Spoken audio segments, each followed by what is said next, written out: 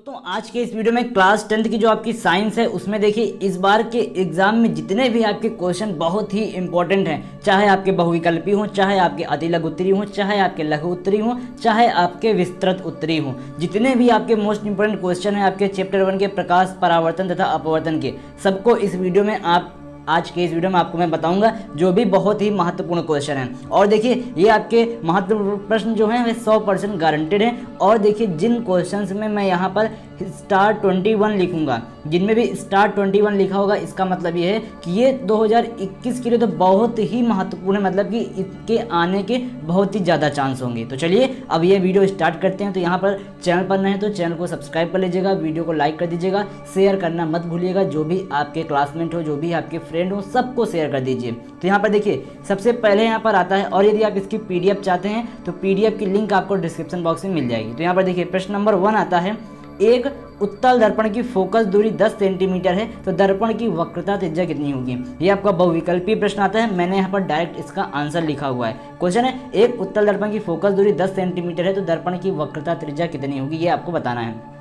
तो देखिए 2011, 12, 13, 14, 16, 19 और ये देखिए आपका स्टार 21 लिया है, मतलब कि यहाँ पर ये 2021 में आने के इसके बहुत ही ज़्यादा चांसेस हैं। तो इसको आप नोट भी कर सकते हैं। तो इसका जो राइट आंसर है वह आपका 20 सेंटीमीटर हो जाएगा। तो F बराबर R/2 से आप यहाँ पर R बराबर 2F लगा के आप फार्मूला निकाल लेंगे। चलिए अब दूसरा क्वेश्चन है, समतल दर्पण की फोकस दूरी होती है, तो जो आपका समतल दर्पण होता है उसमें आपकी फोकस दूरी कितनी होती है। 2014, 16, 20 और 21 में पूछा गया है। 21 में आपका इंपॉर्टेंट है, मतलब स्टार 21 लगा है, इसका मतलब है कि आने वाले एग्जाम में बहुत ही इंपॉर्टेंट है, तो अनंत होती है इसकी, तो इसका भी आपको देख लेना। चलिए अब आगे यहाँ पर आता है प्रश्न नंबर 3, निर्वात में प्रकाश की चाल 3 × 10⁸ मीटर पर सेकेंड है तो कांच में प्रकाश की चाल कितनी होगी, और कांच का अपवर्तनांक आपको 1.5 दिया है। तो निर्वात में आपकी प्रकाश की चाल दी गई है और यहाँ पर कांच में प्रकाश की चाल ज्ञात करनी है, अपवर्तनांक आपको दिया गया है। तो क्या करना है, देखिए यहाँ पर उत्तर आपको क्या आएगा, 2.0 × 10⁸ मीटर पर सेकेंड। ये आपका देखिए 2018, 19 और 20 में क्वेश्चन पूछा जा चुका है, तो ये भी क्वेश्चन आपके लिए बहुत ही इंपॉर्टेंट है। चलिए अब चलते हैं चौथे क्वेश्चन की ओर। चौथा क्वेश्चन है, कांच का अपवर्तनांक अधिकतम होता है, जो आपका कांच का अपवर्तनांक होता है तो उनमें किसमें आपका सबसे अधिकतम होता है, कौन से रंग के लिए। तो यहाँ पर जो आपका बैंगनी रंग होता है उसमें आपका कांच का अपवर्तनांक सबसे अधिक होता है। और ये आपके आने वाले एग्जाम में, मतलब कि स्टार 21 लगा हुआ है, इसका मतलब ये है कि आने वाले एग्जाम में बहुत ही यहाँ पर इंपॉर्टेंट है, तो इसको आप जरूर से जरूर याद कर लीजिएगा। चलिए अब यहाँ पर आगे प्रश्न नंबर 5 आता है, जल, कांच, प्लास्टिक तथा मिट्टी में कौन सा पदार्थ लेंस बनाने में प्रयोग नहीं, मतलब कि आपका प्रयोग नहीं होगा। तो यहाँ पर ये बताना है आपको कि जल, कांच, प्लास्टिक और मिट्टी में आपका इसमें से कौन ऐसा जो है पदार्थ है जो यहाँ पर आप जिससे लेंस नहीं बना सकते। तो यहाँ पर आपको पता है जल से लेंस बन जाता है, कांच से लेंस बन जाता है, प्लास्टिक से भी आपका लेंस बन जाएगा, लेकिन जो आपका मिट्टी है, मिट्टी आपकी क्या हो जाती है, ये आपकी अपारदर्शी हो जाएगी, तो इससे क्या होगा, आपका लेंस नहीं बनेगा। तो यहाँ पर जो मिट्टी है आपका राइट है, और 2018, 19 में आपका क्वेश्चन पहले ही पूछा जा चुका है, तो ये क्वेश्चन बहुत ही इंपॉर्टेंट है। तो ये हो गए बहुविकल्पी। चलिए अब चलते हैं अपने अति लघु उत्तरी क्वेश्चन की ओर। तो दोस्तों ये रहे हम लोग के अति लघु उत्तरी प्रश्न, जो आपके एग्जाम में 2 अंक के आते हैं। जितने भी इंपॉर्टेंट इस चैप्टर के अति लघु उत्तरी हैं सब आपको बताऊंगा। तो यहाँ पर देखिए पहला क्वेश्चन क्या है, गोलीय दर्पण की फोकस दूरी तथा वक्रता त्रिज्या में क्या संबंध होता है। जो आपकी फोकस दूरी F होती है, वक्रता त्रिज्या R, उसमें संबंध क्या होता है। 13, 14, 15, 17, 19 में पूछा जा चुका है, और यहाँ पर 21 लिखा हुआ है, स्टार 21। इसका मतलब क्या है कि आपके जो एग्जाम होने हैं 2021 में, इसमें आपके लिए बहुत ही इंपॉर्टेंट है, तो इसको आप याद करके रखिएगा। दूसरा क्वेश्चन है, अवतल दर्पण के 2 उपयोग लिखिए। दोस्तों ये आप लिख के रख लीजिए, ये क्वेश्चन आपके एग्जाम में आना ही आना है। अवतल दर्पण के 2 उपयोग, मतलब कि अवतल दर्पण के यहाँ पर उपयोग क्या होते हैं। तो 16, 18, 20 और 21 के लिए बहुत ही इंपॉर्टेंट है, तो इसको आप याद करके अभी से रख लीजिए। चलते हैं अपने तीसरे क्वेश्चन की ओर। तीसरा क्वेश्चन है, किस रंग के प्रकाश के लिए कांच का अपवर्तनांक अधिकतम और न्यूनतम होता है। किस रंग के प्रकाश के लिए कांच का आपका जो अपवर्तनांक होता है अधिकतम और न्यूनतम होता है। देखिए कितनी बार पूछा गया है, 11 में, 13 में, 15 में, 16 में, 17 में, 19 में, 20 में। तो आपके आने वाले एग्जाम में बहुत ही इंपॉर्टेंट है, इसको आप जरूर याद कर लीजिएगा। और दोस्तों आपको बता दें, देखिए आप लोग सोच रहे हैं कि मैं प्रश्न ही क्यों बता रहा हूँ, तो आप इनको अपनी क्वेश्चन बैंक में, अपनी बुक में या फिर अपने नोट्स में कहीं पर भी टिक कर सकते सकते हैं और याद कर सकते हैं। तो देखिए अब चौथे नंबर क्वेश्चन की ओर चलते हैं। वायु के सापेक्ष जल तथा कांच के अपवर्तनांक क्रमशः 4/3 एवं 3/2 हैं। तो यहाँ पर आपके दिए गए हैं। आगे है जल का कांच के सापेक्ष अपवर्तनांक ज्ञात कीजिए। 2011 में, 13 में, 15 में, 16 में, 17 में आपका पूछा जा चुका है। जो आपका एग्जाम आने वाला है 21 में, इसके लिए आपका बहुत ही इंपॉर्टेंट प्रश्न है।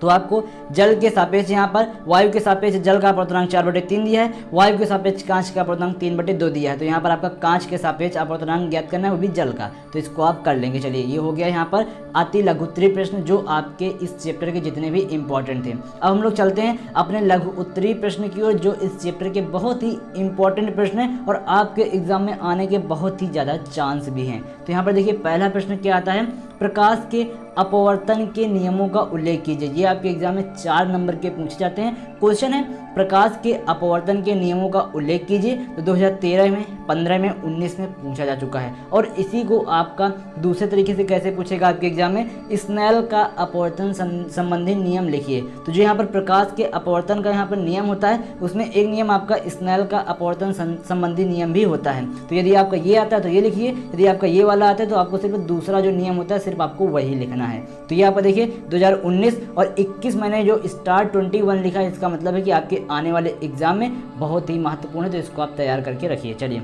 अब दूसरे क्वेश्चन की ओर चलते हैं। दूसरा क्वेश्चन है वायु के सापेक्ष किसी द्रव का क्रांतिक कोण आपका 45 डिग्री है, उस द्रव का अपवर्तनांक आपको ज्ञात करना है। क्रांतिक कोण दिया है और आपको अपवर्तनांक ज्ञात करना है। 2012 में, 13 में, 14 में, 16 में, 18 में, 2020 में और यहाँ पर 21 जो आपका एग्जाम आने वाला है, इसमें आपका बहुत ही इंपॉर्टेंट है। तो कई बार पूछा जा चुका है और इस बार भी पूछे जाने के पूरे चांस है। तो इसको आप जरूर तैयार कर लें। चलिए अब चलते हैं अपने तीसरे क्वेश्चन की ओर। तीसरा क्वेश्चन क्या है, बोला गया है 10 सेंटीमीटर फोकस दूरी वाले उत्तल लेंस से 20 सेंटीमीटर दूर 10 सेंटीमीटर के लंबी एक मोमबत्ती रखी गई है। तो लेंस से बने मोमबत्ती के प्रतिबिंब की स्थिति, प्रकृति तथा लंबाई आपको ज्ञात करनी है। तो आपको इसमें निकालना होगा कि यहाँ पर जो आपका प्रतिबिंब बन रहा है उसकी स्थिति क्या है, प्रकृति क्या है, जो आपका प्रतिबिंब बन रहा है उसकी लंबाई क्या है। तो इसको आप आसानी से निकाल पाएंगे। आपका देखिए फोकस दूरी दी है और यहाँ पर आपको उत्तल लेंस से 20 सेंटीमीटर दूर पर वस्तु रखी है, वस्तु की लंबाई दी गई, आपको प्रतिबिंब की लंबाई दी गई है और यहाँ पर वस्तु की लंबाई आपको निकालना है। तो ये भी आप निकाल लेंगे।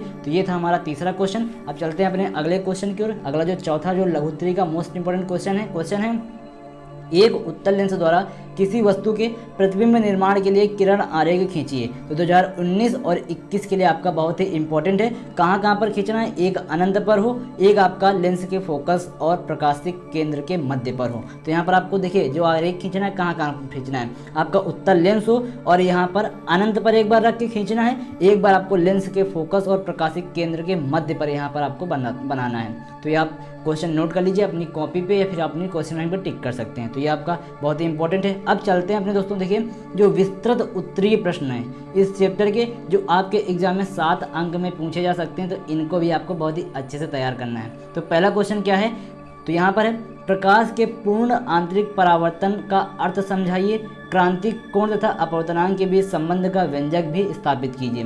तो 2016-17 में पूछा जा चुका है। यह करके क्या पूछा जा सकता है आपसे, पूर्ण आंतरिक परावर्तन को उदाहरण सहित समझाइए। 2012 और 13 में पूछा जा चुका है। फिर यहाँ पर यह करके आपसे क्या पूछा जा सकता है, क्रांतिक कोण से आप क्या समझते हैं। तो 2018, 19 और 21 में पूछा गया है। तो यहाँ पर इस वाले क्वेश्चन में आपके ये वाला भी क्वेश्चन आपका कवर हो जा रहा है। तो यहाँ पर जो ये एक प्रश्न है, यही आपका बहुत ही इंपॉर्टेंट प्रश्न है, जो आपका यहाँ पर विस्तृत उत्तरीय में इस चैप्टर से आने के चांस होते हैं। तो इसको आप याद कर लीजिए और आपके एग्जाम के लिए बहुत ही इंपॉर्टेंट है। तो देखिए जो ये वाला है क्रांतिक कोण से आप क्या समझते हैं, ये आपका स्टार 21 है, मतलब कि आपका 21 जो आपका एग्जाम आने वाला है इसमें बहुत ही इंपॉर्टेंट है। तो उम्मीद है आप पूरा समझ गए होंगे। इसकी PDF चाहते हैं तो लिंक आपको डिस्क्रिप्शन बॉक्स में मिल जाएगी। और कमेंट करके बताइए कि आपको ये वीडियो कैसा लगा, और यदि आप अधिक वीडियो चाहते हैं तो कमेंट में ज़रूर बताइए कि आपको किस सब्जेक्ट का वीडियो चाहिए। तो चलिए मिलते हैं नए वीडियो में फिर कभी। और यहाँ पर आप चैनल पर नए हैं तो चैनल को सब्सक्राइब कर लीजिएगा, वीडियो को लाइक कर दीजिए। धन्यवाद वीडियो देखने के लिए। जय हिंद, वंदे मातरम।